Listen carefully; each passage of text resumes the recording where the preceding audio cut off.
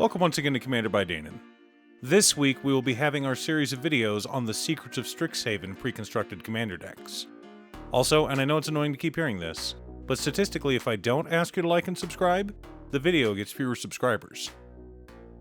Normally on this channel, I like to build 2 decks out of each pre-constructed deck by splitting up the deck according to theme and then adding replacements. Let me explain. In the past, WotC would have a face commander and a secondary commander, as well as a main theme and a sub-theme for their commander decks. For example, in the previous Strixhaven set, the 2 Prismari commanders were Zephi Thunderconductor and Veyron Voice of Duality. Zephi cared about casting big spells, while Veyron wanted you to cast lots of small spells. While they both care about spells, the cards you want for Zephi were different than the ones you wanted for Veyron. However, WotC included both cards for Veyron and Zephi in the same deck. So to help fix that issue, I would take cards that went with one commander and set them aside, replacing them with cards that would benefit the primary commander. I would then take the set-aside cards and use them to build a whole new commander deck. That way, you wound up with 2 commander decks. Unfortunately, I don't think that'll be possible with Silverquill influence. For the past couple years, the precons have been a bit more focused. So we'll be going over the deck, and I'll be offering budget suggestions for making the deck perform just a little bit better. But before we get to discussing the deck, a quick word from new sponsor, BCW. BCW has been making high-quality, cost-effective products for both collectors and retailers for over 40 years. If you want to store, display, or sort your cards, check them out. I've been using their inner sleeves for years now and never had an issue. Be sure to click the link down below and use code DANON10 for a 10% discount on your order. Okay, so our face commander is Killian Decisive Mentor, a 3-mana 2/3 legendary human warlock. He makes it so that whenever an enchantment we control enters, we tap up to 1 target creature and goad it. Additionally, whenever one or more creatures that are enchanted by an aura we control attack, we draw a card. The secondary commander for this deck is Scriv the Obligator, a 4-mana 2/3 legendary inkling bird with flying and death touch. Whenever it enters or attacks, we create a white aura enchantment token named Contract attached to target creature an opponent controls. The token has enchant creature, and whenever enchanted creature attacks, it gets +2/+0 until the end of turn if it's attacking one of our opponents.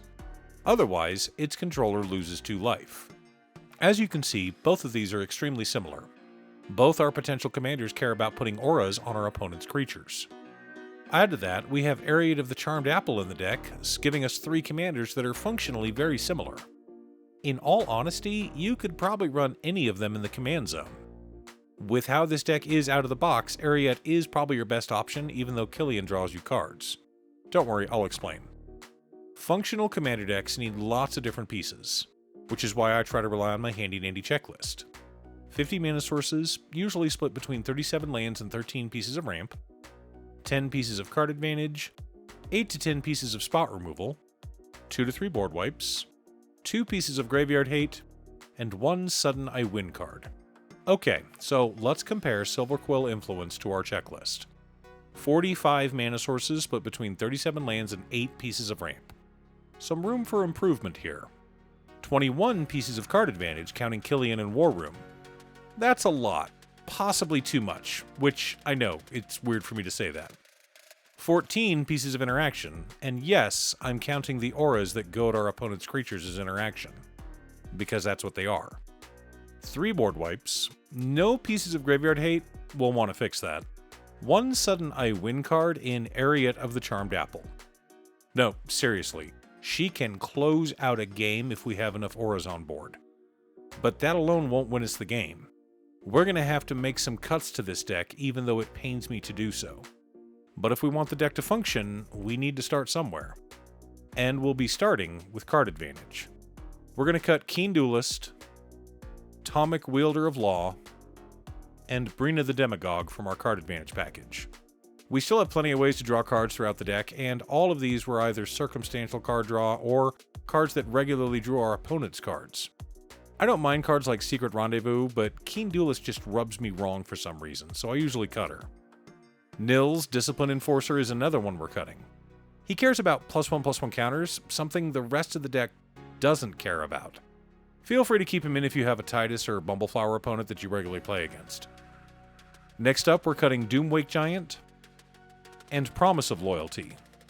Doomwake Giant is a great one-sided board wipe, but we want our opponents to have creatures. Specifically, creatures that we've put auras on. And Promise of Loyalty goes against our deck strategy. We either want all creatures dead or specific creatures dead. Ideally, no creatures die, they're just goated. Finally, we're cutting a Swamp. Don't worry, I'll explain. The Swamp is getting replaced with a Bojuka Bog. Gotta start our Graveyard Hate somewhere. Next up, we're adding Final Act as a second piece of Graveyard Hate. It's also why we were able to cut 2 of our 3 board wipes.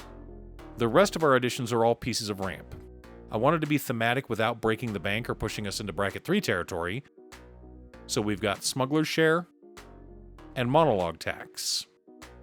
We've also got Mindstone, Chromatic Lantern, and Solemn SImulacrum as additional ramp. With these changes, I know the deck will run a lot better. Which of the precons are you most excited for? Are you upgrading one or dismantling it for parts? Leave a comment below. Thanks for tuning in. Once again, a huge shout out to my editor Cutestuff. I couldn't make these videos without her. If you'd like to hire her to edit your own videos, she can be reached at cutestuff.edits@gmail.com. Link is down below. If you're looking for ways to support the channel directly, you can head on over to patreon.com/Danon. You can have a video made or just ask for help building or tuning a deck list.